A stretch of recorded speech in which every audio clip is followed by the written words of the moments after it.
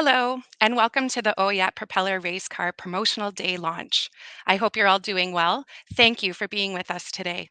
My name is Diana Kokache. I'm the Ontario Apprenticeship Program Resource Teacher. It's my pleasure to introduce my two colleagues.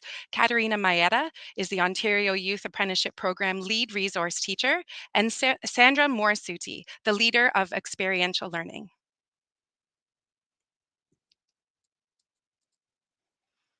You will not need your kits or tools in order to participate in this presentation.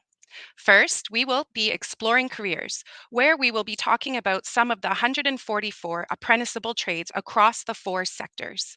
Then, we will be hearing from the experts. And joining us today, we have the pleasure of having Joseph Caputo, who is an automotive service technician and teacher at St. Joan of Arc, as he will be sharing his career journey with us. After, we will be playing a game called Guess the Skilled Trade, where you will be determining what is classified as a skilled trade and a non skilled trade. Lastly, we will take part in a cross curricular experiential learning activity where we will cover everything you need to know in order to build the propeller race car.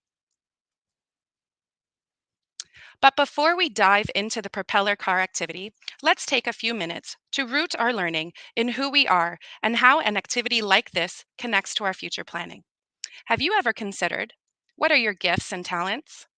How will you share your God given talents, those that you've discovered and those not fully developed yet, with the world and those around you?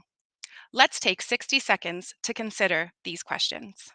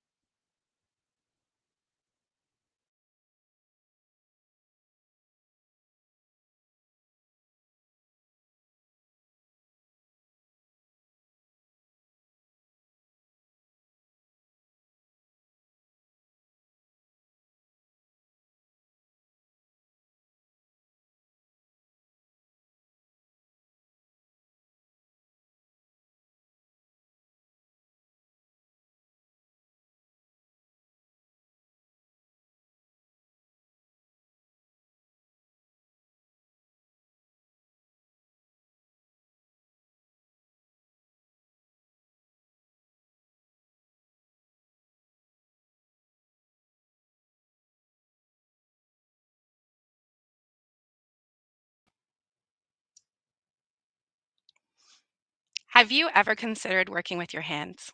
Take a look at your hands as they can do more than just hold a pencil or type on a keyboard. This short video will hopefully help you consider your talents and maybe consider some of the frequently talked about careers.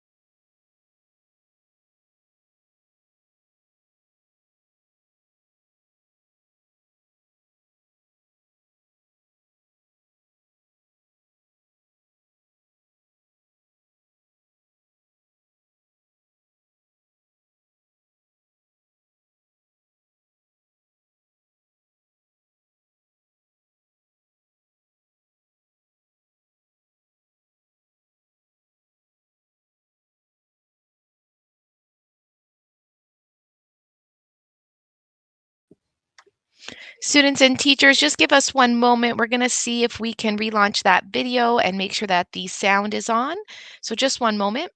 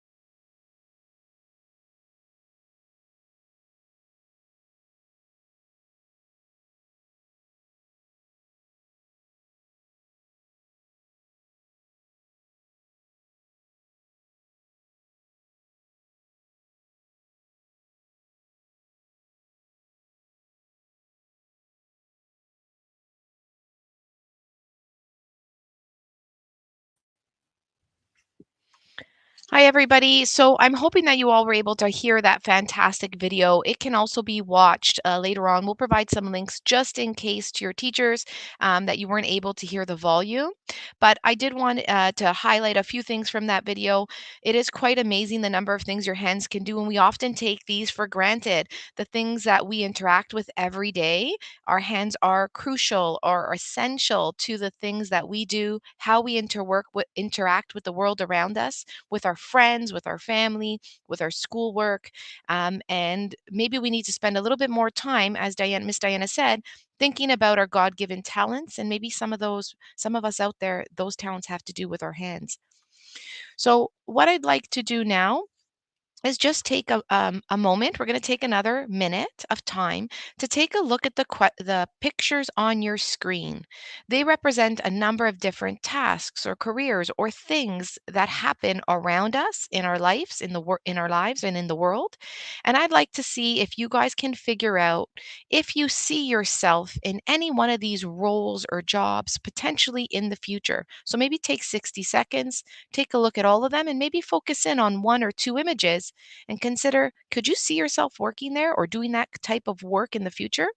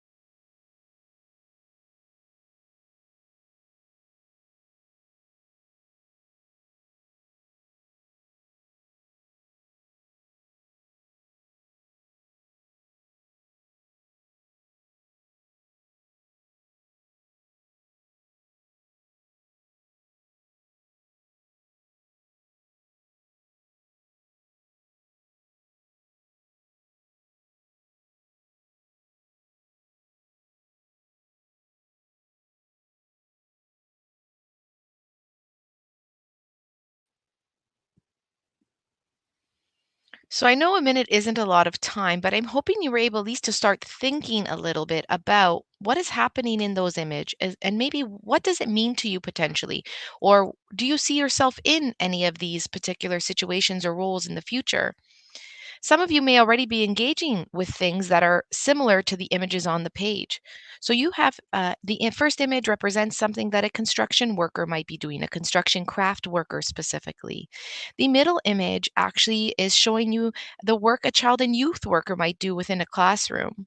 The next one on the top right is an automotive service technician. Sorry, it's at the bottom. My apologies, it got scrambled there. But at the bottom, underneath the construction craft worker, you have an auto service technician.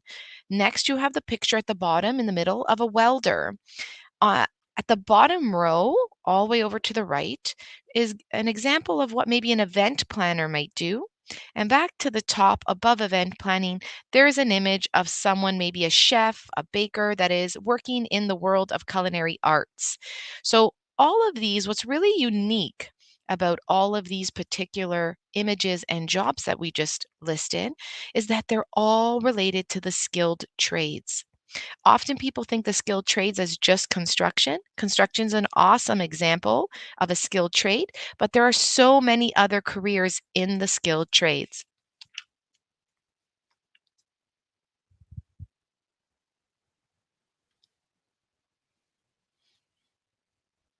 So, what can we start with a common understanding? What are some things about the skilled trades that might be important for you to know? Jobs in the skilled trades are in high demand.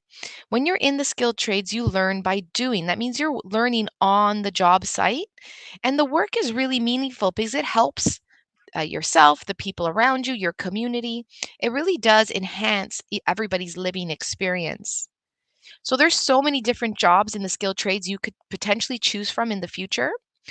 Today we're going to spend some time just exploring a few and discussing careers specifically related to the auto service sector. The term skilled trades refers to jobs where people build, repair, maintain, a number of different tools, equipment, and places. So, a lot of the work you might be doing during your free time or hobbies, or even during science, math, and other parts of your classrooms, you might find it requires you to build, repair something, brainstorm, maintain, design. These are all elements connected to the skilled trades. It also includes a number of service based jobs. We're going to spend some time because there's a ton of research out there right now. You might be just starting to hear about careers if you're in grade 4, 5, 6, but there's a lot of research out there by the Canadian government as well as the Ontario government that is pointing to data or information saying that there's a lot of jobs waiting for people in the skilled trades and that they pay really, really well and they have a lot of job security. So our job here today is to kind of open your eyes and ears to the possibility and hopefully get a few people inspired to explore these potentials as you continue through your elementary school experience and move on to high school.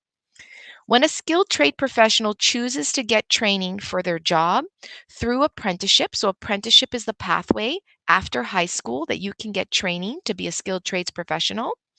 Most of the learning that they do will be done alongside a mentor on a job site. This is how apprenticeship and careers in the skilled trades can be very different from other jobs, let's say, that you might pursue through college or university. They equally will provide you with a pathway to a career that you hopefully have a passion in. And many of them are, as we said, very well paying. It's just the way you learn in the pathway is different. So you're going to learn from a mentor on a job site while you're doing and creating. There's only a little bit of in-school learning that comes with skilled trade careers when you go through apprenticeship, and that's all organized by the government for you, so you don't have to worry. We won't go through the details because we know you're in grade 4, 5, 6 right now. You're probably not too worried about what you're going to do after high school. Our goal today, really, as I said, is just to get you interested in maybe exploring some of these potential careers, as these people are a tremendous help to the community and their families and are able to contribute some of those God given talents that Diana mentioned earlier.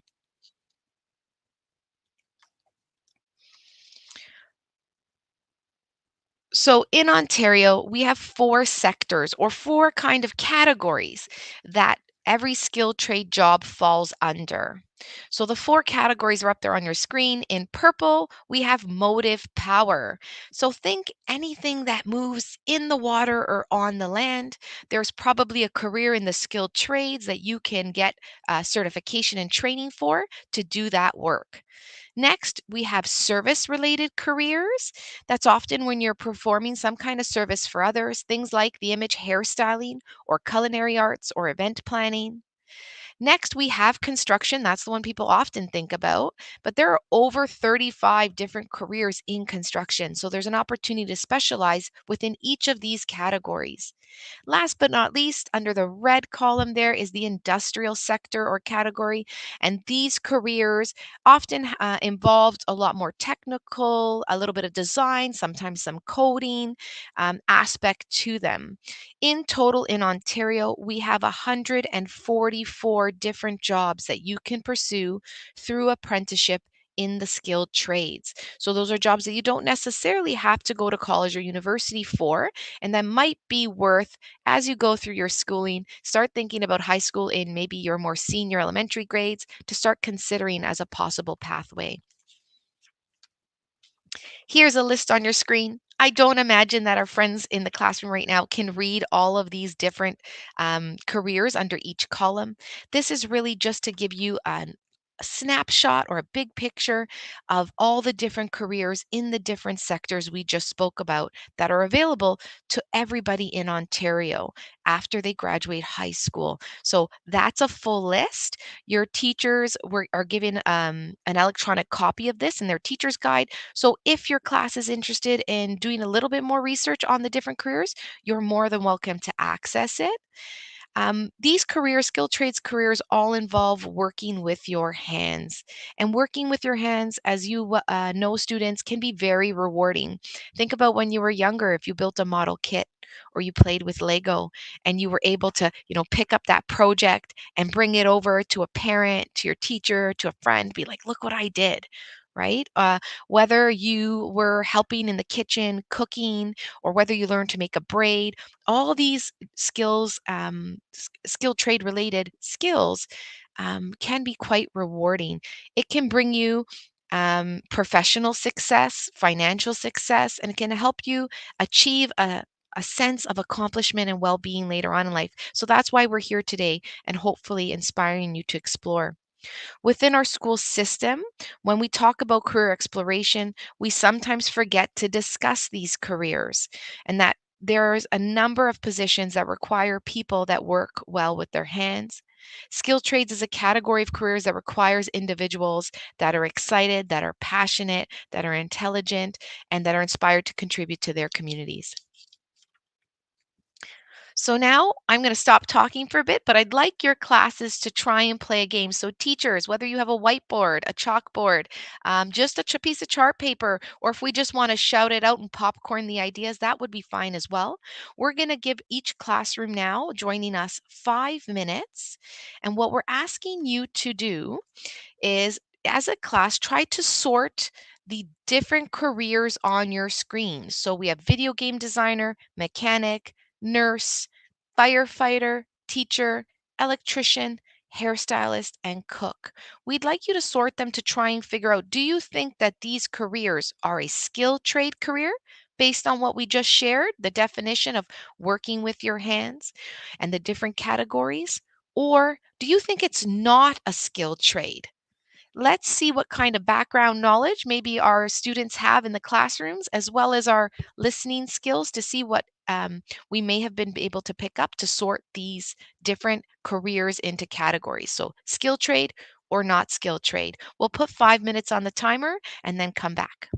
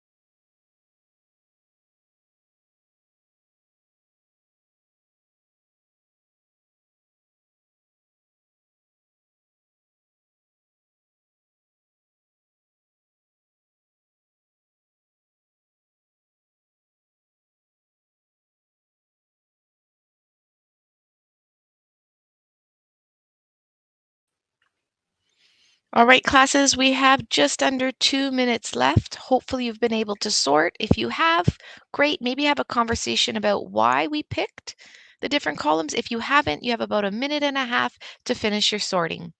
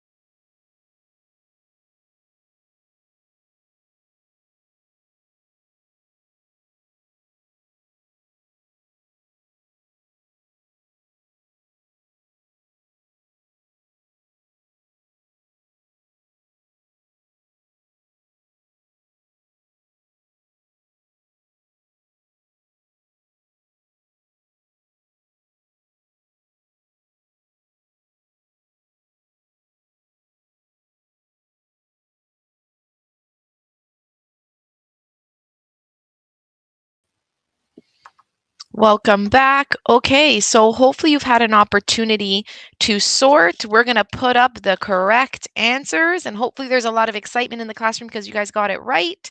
And if you didn't, no worries. This might be a great opportunity after today's brief presentation, and once we hear from our expert, before dive into your design build challenge that Miss Sandra will explain, to maybe go back and take a look at why we picked what we picked and how we would do it differently. So under the column of a skilled trade, hairstylist, cook, many different type of mechanic careers. So there's a number of jobs that have the word mechanic at the end, not just auto related. And then electrician. Those are all considered skilled trades, and you could pursue them through apprenticeship when you graduate high school.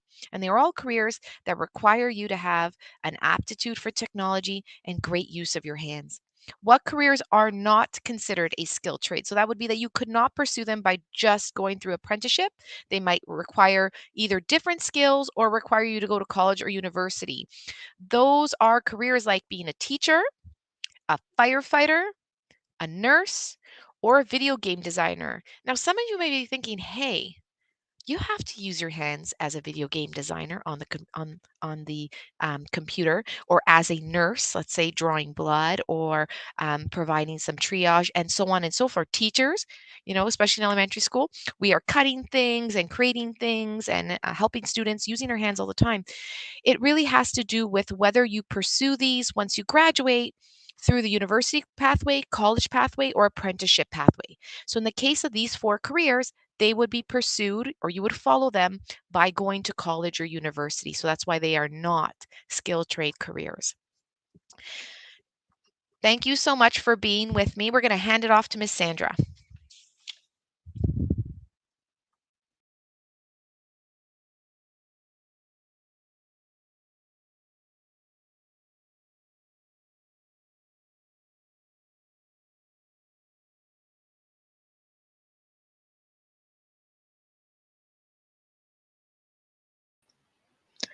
Hello, everyone. I'm so happy to be with you here today. My name is Miss Sandra, as Miss Diana had mentioned earlier, and I'm the Experiential Learning Resource Teacher. So in just a couple of moments, I'm going to introduce you all to our expert, Mr. Caputo. But teachers, please take note of this link that's posted here on our slideshow. And I believe it's also going to be posted as a tick or as a banner in our presentation, just a little bit smaller. So what you're invited to do now is, if the students in your class have any questions to ask Mr. Caputo, now is the time to do so. So once again, if your students in the class have any questions for Mr. Caputo, they are welcome to put them into the form. Okay, and we'll do our best to address as many as we can, time permitting. Okay, so at this point, I'm going to introduce our guest, Mr. Caputo. So Mr. Caputo is an automotive service technician and teacher. So he's certified in automotive service as an automotive service technician. And he's also an Ontario qualified teacher. He's a teacher, in fact, with our board at St. Joan of Arc, which is a high school. And Mr. Caputo, something that I know a lot of you are going to find quite fascinating, is also a race car driver. So at this point, I'm going to ask Miss Kathy if she can make Mr. Caputo part of our sharing screen, and I'm going to begin by asking him some questions. Hi, Mr. Caputo. Good morning, Miss Sandra, and good morning, everyone. Thank you for welcoming me into your classrooms today. Wonderful. Thank you for being here. Mr. Caputo, can you introduce yourself to us? What do you teach now? Absolutely. So as you had heard, I am a teacher within our board at St. Joan of Arc, which is located in Scarborough. As mentioned, I am an Ontario qualified teacher, but through my previous career, I am also an automotive service technician under the designation 310S. That allows me to repair, diagnose. Basically, it just separates me that I specialized in the smaller light duty cars. So a lot of the vehicles that you might find at home in your driveway, what you use to commute.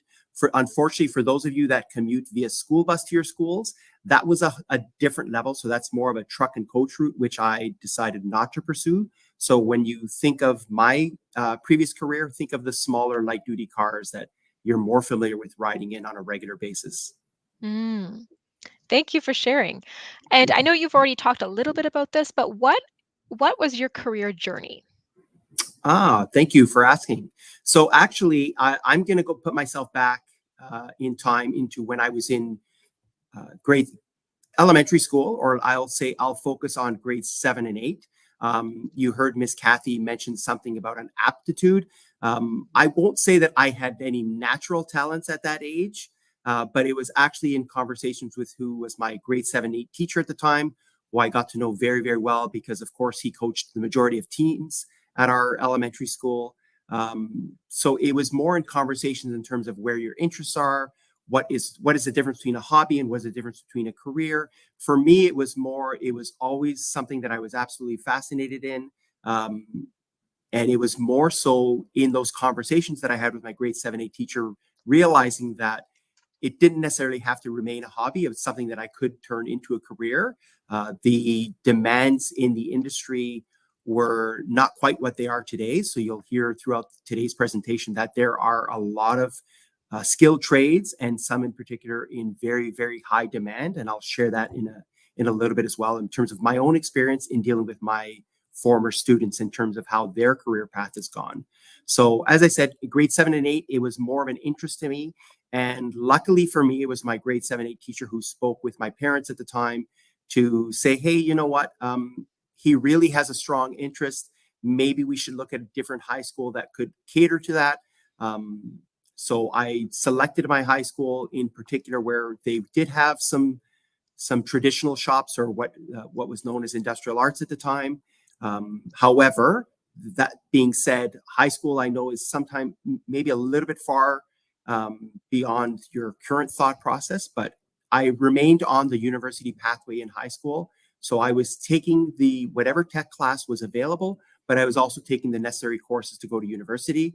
And it wasn't until my final year of high school where I decided, you know what, I'm going to go back and visit my grade 7, 8 teacher. I kept in touch with him through high school, but I went back and I said, you know what, I don't think that university classroom setting is going to be for me. I really enjoy the technical aspect. I'm still intrigued. I was still passionate about it. So you'll hear about the different settings. My classroom essentially was in the workforce. My classroom was on the job. Ms. Kathy will share about that training or how apprenticeship traditionally works. I'll just add that majority of it is 80%, or let's say 80%, or the majority is on the job training or outside in the field, and that 20% is in the classroom. So that was something that really interested me at the time. But again, it was more of that pathway of how to get to, hey, I don't just like working on cars or playing with cars. It was more of, I'm really intrigued with what makes them work and how they function.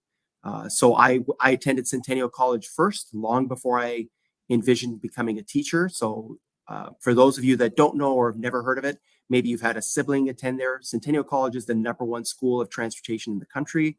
It has been for a long time. And fortunately for me, I have the best of both worlds. Because I'm a high school teacher, we also run an accelerated or an Ontario Youth Apprenticeship program out of St. Joan of Arc. So we partner with that very same college that I went to many, many years ago. And it was actually funny to go back in there now as a teacher and see some of my old professors now working alongside me as my colleague. Okay. I'll fast forward a little bit in terms of where I went afterwards. I was fortunate enough to land a position in a independent shop repair facility where I always tell my students, if you can name it, I pretty much worked on it. So that was a lot of high-end vehicles, a lot of luxury vehicles, a lot of very expensive or what's deemed glamorous. I know for those of you that are into the video gaming, those cars that you collect your points to aspire to own or purchase through your video games. I was actually working on those cars Oh, as an wow. apprentice. So as I said, if most of my students, if you can name it, I've probably have worked on it at some point in my lifetime. Through that, I had the opportunity to get into some amateur racing in the province of Ontario and Quebec. We worked on a lot of race cars as well. I was the driver of a race car for quite some time through my apprenticeship. Wow. That's cool. And it was pretty fascinating. As I said, I would have imagined that in grade 7 and 8 or when I was in your Mm. shoes, but it was an opportunity that became available through the facility I was working at. And I mean, who wouldn't want to be a race car driver if given the chance? Thank you. Now, I have a few questions coming in from students that I'm going to read out to you, and I hope that you can answer Absolutely. them. Okay. Okay, so the first is, what kinds of cars do you race? Oh, actually, so it was more of small sedans. So the rules kind of dictated that they had to be sedans, smaller sedans that were available to the general public. So it was at the time it was Honda Civics, Volkswagens, Nissans, so smaller. But of course, through that, I don't know how, but someone actually noticed what I was doing in my own class, so I was invited to drive a Formula 2 race car as well. Wow. So it was a pretty exciting time in my life, and through that, I continued. Even when I stopped racing, I continued to work on and service many of those vehicles as well. Wow. What is your, now here's another question. What is your favorite part of being an automotive technician? So I was fortunate after I left that facility, I went on to run the service department of a dealership for quite some time. So I had a lot of interaction with customers. So for me, it was more that satisfaction of it was never boring. There was always a new challenge coming through the door. So for me, it was the challenge of the customer was not happy with how their vehicle was performing or what may seem like a very troubling or disruptive part to their day, because we unfortunately or fortunately we rely on the vehicles as mode of transportation to get us to and from our destinations in our daily lives, but a lot of adults rely on them to get to their place of work. So for me, it was more the diagnosing and the repair, pinpointing or being able to locate and repair the problem that was the cause of concern. So being able to get those vehicles back on the road and reporting back to that customer. So that was very satisfying for me. Wonderful. Thank you for answering. Now we have a couple more questions coming in. Mhm. How long have you been in the automotive industry? Oh my gosh. So actually, I started right out of high school. So I will say that I was in the automotive industry for 17 years before I decided to come back and be a teacher. For me, my goal, I knew very early on in my career that I wanted to come back and teach. But for me, I continued to work because I felt that I needed to be an expert in the field, and that's why I moved around a little bit in the sense that I wanted to run the automotive service department of a dealership to gain that knowledge before I would ever come back and consider teaching it.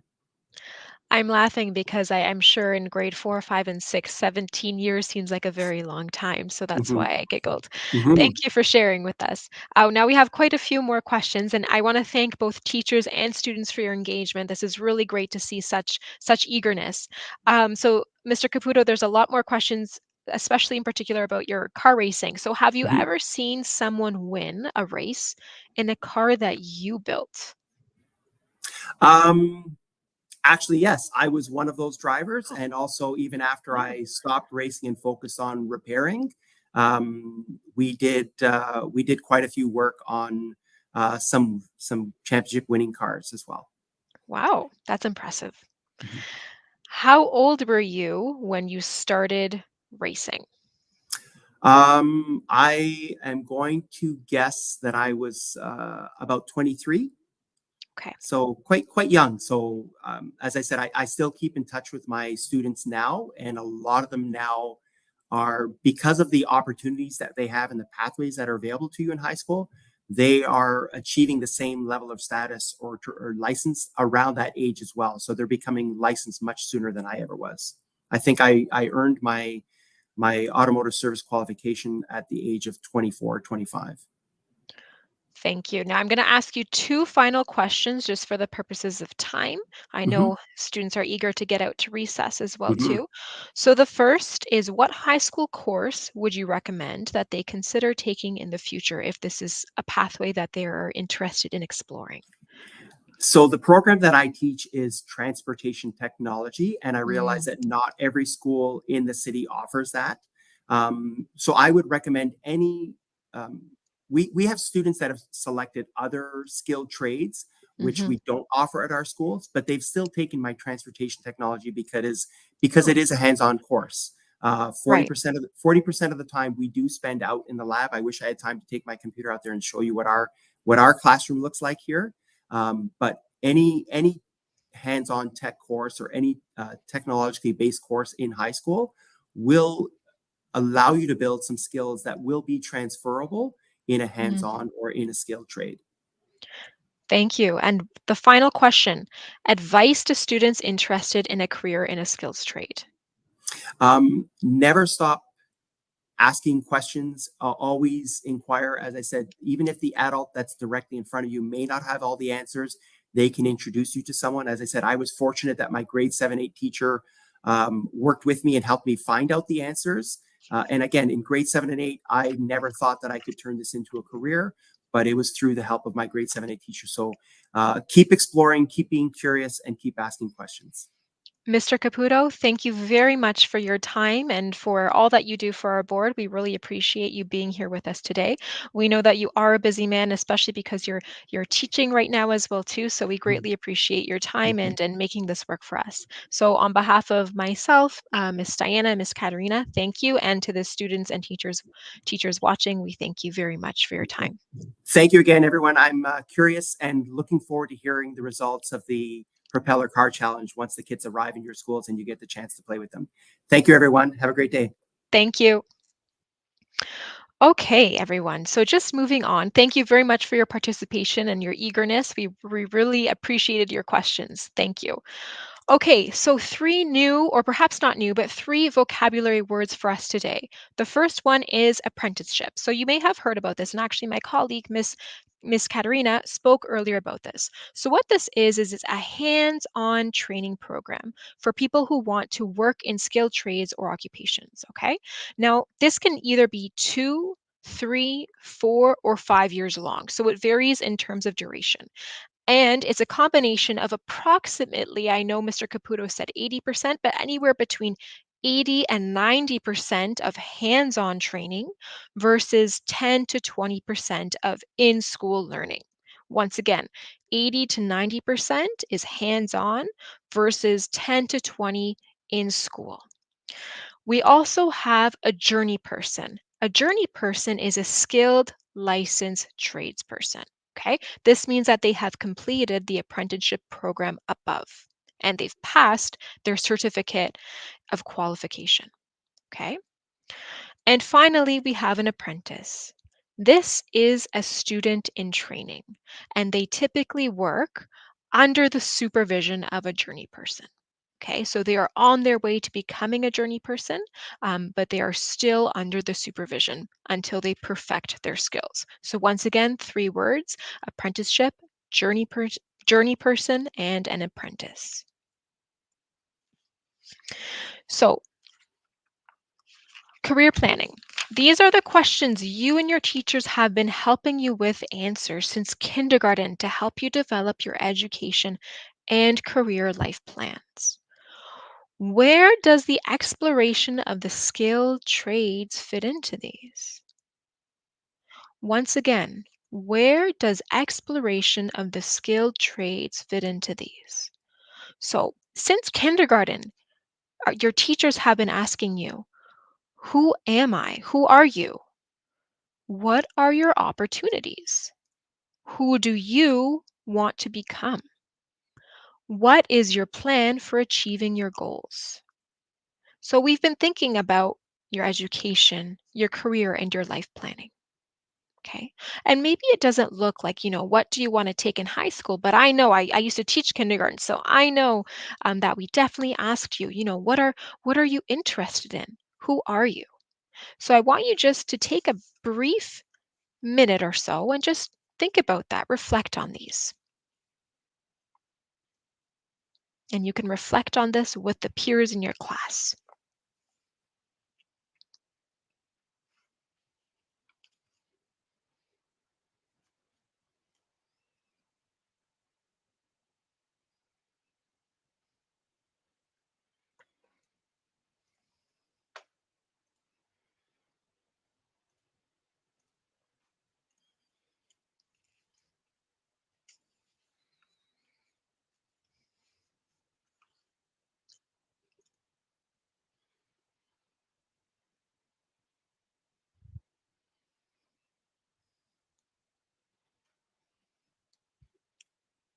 Okay, at this point, everyone, we're going to go on to the experiential learning aspect of this project.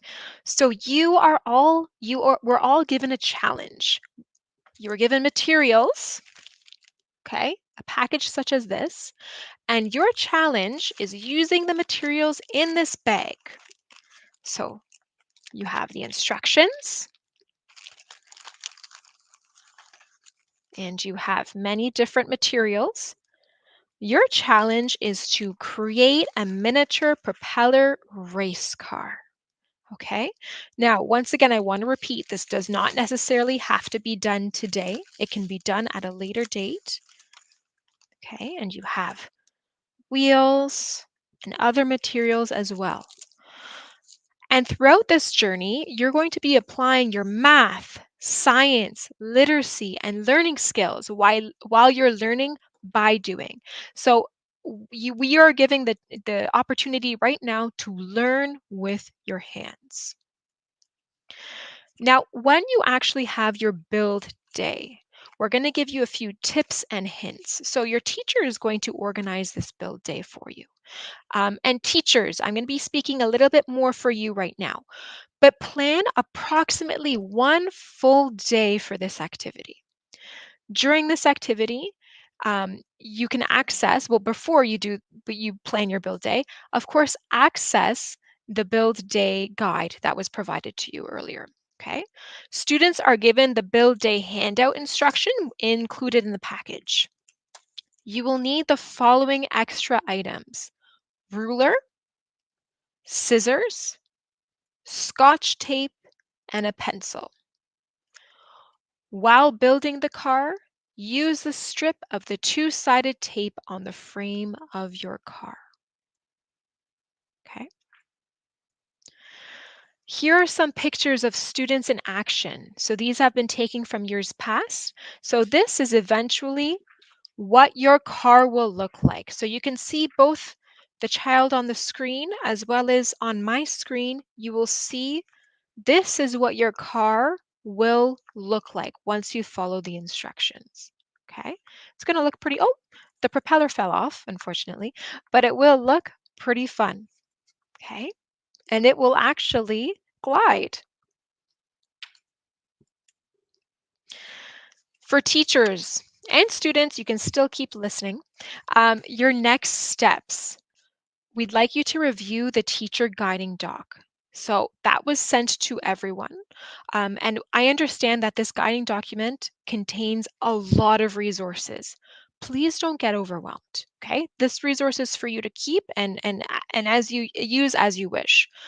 Just choose one or two pre-activities and one or two post activities. Okay, you will find way more than what you need. It's a large document with lots of links, but you just need to pick 1 to 2 before and 1 to 2 for after. Okay. And at this point, that concludes our presentation. I apologize once again for the tech issues we were having. Um, but at this point, on behalf of Experiential Learning, I'd like to thank you for signing up here today with us. Teachers, thank you. Students, thank you for your eagerness. We greatly appreciate that. I'm going to pass it along to my colleagues, Miss Diana and Miss Katerina, um, the OYAP representatives, to bid farewell as well.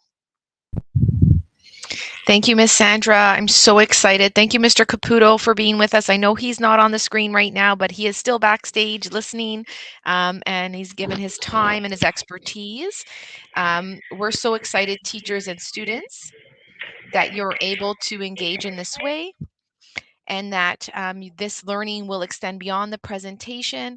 Please feel free to share the wonderful work you have done in your classrooms, document it, share it with us and the board. We'd love to see what you're up to in your classrooms. And thank you, students participating right now, for the journey you're going to go on, all the exploration you're going to do related to the skilled trades. If anybody ever has any questions, myself, Miss Sandra, and Miss Diana are always available to help you guys along your journey. Thank you.